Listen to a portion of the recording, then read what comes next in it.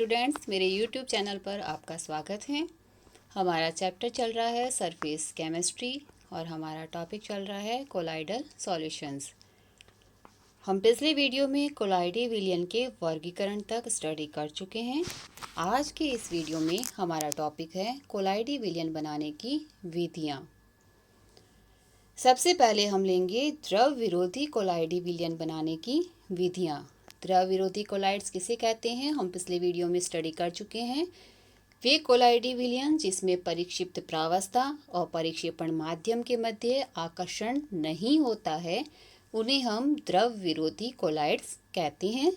इनको बनाने के लिए हमें स्पेशल टेक्निक्स यूज करनी पड़ती हैं।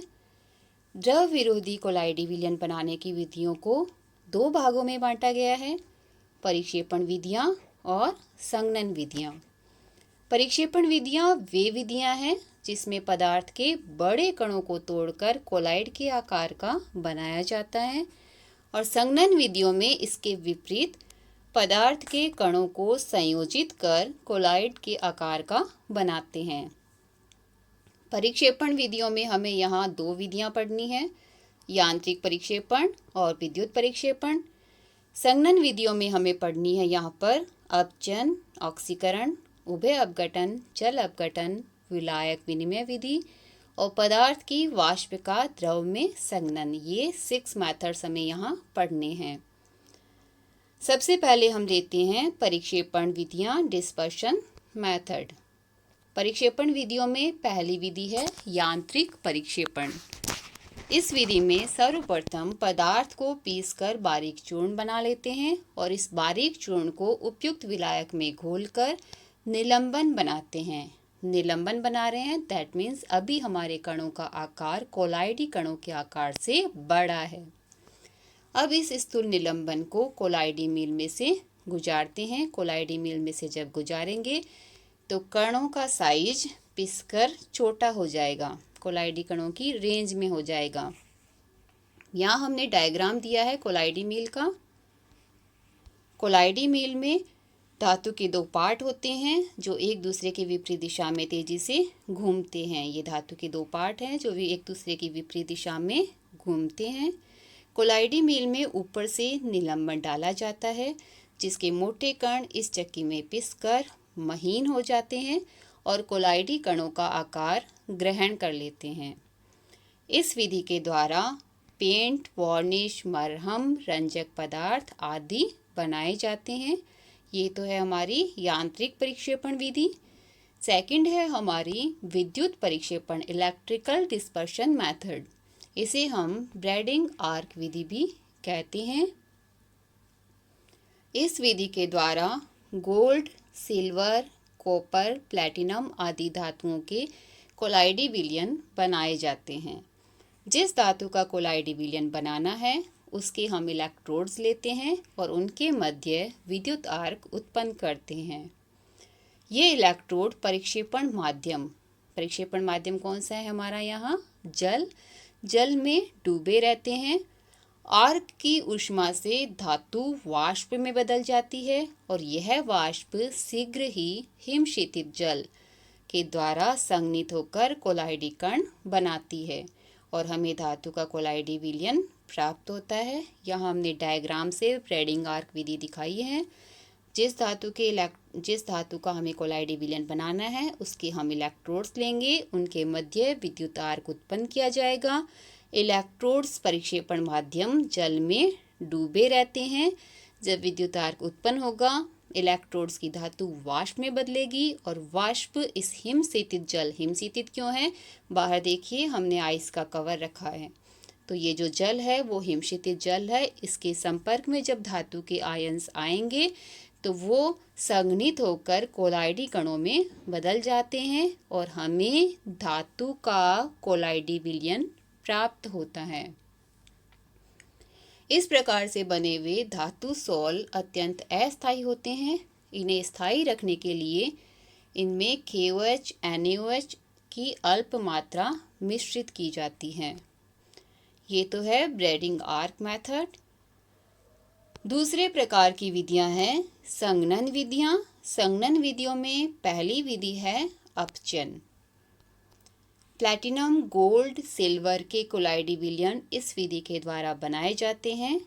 अपचयक के रूप में हम ले सकते हैं SCHO, SnCl2, टैनिक एसिड। यहाँ हमने नीचे रिएक्शंस दी है।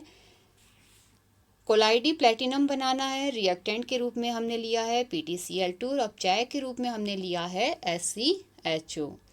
अगर गोल्ड या सिल्वर का कोलाइडी विलयन बनाना है तो हम इनके लवण लेंगे। अपचायक के रूप में SnCl2 और टैनिक एसिड ले सकते हैं।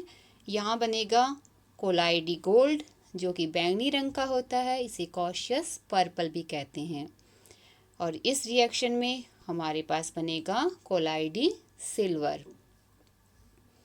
गोल्ड और सिल्वर के जो कोलाइड्स हैं उनमें स्थायी कारक के रूप में क्रमशः जिलेटिन व अंडे की जर्दी मिलाई जाती हैं। सेकंड हमारी संघनन विधियों में है ऑक्सीकरण। सल्फर, सेलेनियम, आयोडीन आदि के कोलाइडी विलयन इस विधि के द्वारा बनाए जाते हैं।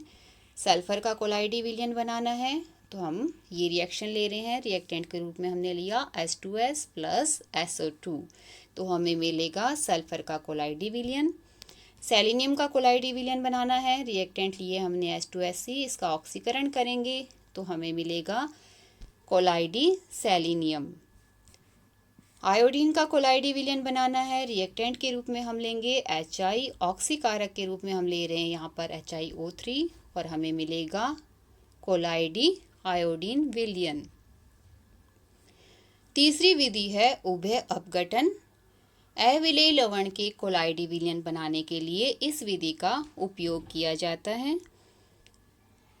फॉर एग्जाम्पल कैडमियम सल्फाइड का या सिल्वर हैलाइड का कोलाइडी विलयन बनाना है तो हम उभय अपघटन विधि का उपयोग करेंगे। फोर्थ इसका मेथड है जल अपघटन। आयरन, क्रोमियम, एल्यूमिनियम के हाइड्रोक्साइड्स के कोलाइडी विलयन उनके लवणों के जल अपघटन से बनाते हैं। फॉर एग्जाम्पल फेरिक हाइड्रोक्साइड का कोलाइडी विलयन बनाना है तो हम फेरिक क्लोराइड का जल अपघटन करेंगे तो हमें red coloured salt ferric hydroxide का प्राप्त होता है। नेक्स्ट हमारी विधि है विलायक विनिमय विधि। गंधक, फास्फोरस, रेजिन जो कि जल की अपेक्षा अल्कोहल में अधिक विलेय होते हैं, इनके अल्कोहलिक विलयन में जल मिलाएंगे आधिक्य में तो हमें इनके जलीय कोलाइड प्राप्त होते हैं। तो यहाँ हमने क्या किया है, विलायक एक्सचेंज किया है। पहले विलायक अल्कोहल था, फिर हमने जल को आधिक्य में मिलाया तो अब विलायक हो गया हमारा जल। जल में कोलाइडी विलयन इनका प्राप्त होता है। नेक्स्ट हमारी विधि है पदार्थ की वाष्प का द्रव में संघनन। किसी उबलते हुए पदार्थ की वाष्प को द्रव में प्रवाहित करने पर उस पदार्थ का कोलाइडी विलयन प्राप्त होता है। इस विधि से सल्फर, Hg आदि के कोलाइडी विलयन प्राप्त किए जाते हैं। ये तो थी द्रव विरोधी कोलाइडी विलयन बनाने की विधियां, जिनको हमने दो भागों में बांटा था, परिक्षेपण विधियां और संघनन विधियां। नेक्स्ट है द्रव स्नेही कोलाइड बनाने की विधियां। द्रव स्नेही कोलाइड्स कौन से हैं, जिनमें परिक्षेपण माध्यम और परिक्षिप्त प्रावस्था के मध्य आकर्षण पाया जाता है। इनको बनाना बहुत आसान है। परिक्षिप्त प्रावस्था को उपयुक्त परिक्षेपण माध्यम में मिलाकर थोड़ा सा गर्म करके या हिलाकर आसानी से इनको बना सकते हैं। एग्जाम्पल्स कौन से हैं द्रव स्नेही कोलाइडी विलयन के, स्टार्च, गोंद, जिलेटिन, प्रोटीन्स आदि का कोलाइडी विलयन। ये सभी द्रव स्नेही कोलाइडी विलयन है और इनको आसानी से बनाया जा सकता है। ये तो हमने पढ़ा कोलाइडी विलयन बनाने की विधियाँ। नेक्स्ट हम लेंगे कोलाइडी विलयनों का शुद्धिकरण।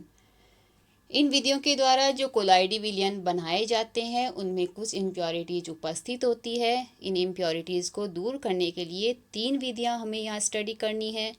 अपोहन या डायलिसिस, वैद्युत अपोहन इलेक्ट्रोडायलिसिस और थर्ड है अति सूक्ष्म निस्यंदन या अल्ट्रा माइक्रो फिल्ट्रेशन। पहली विधि हम लेंगे अपोहन या डायलिसिस।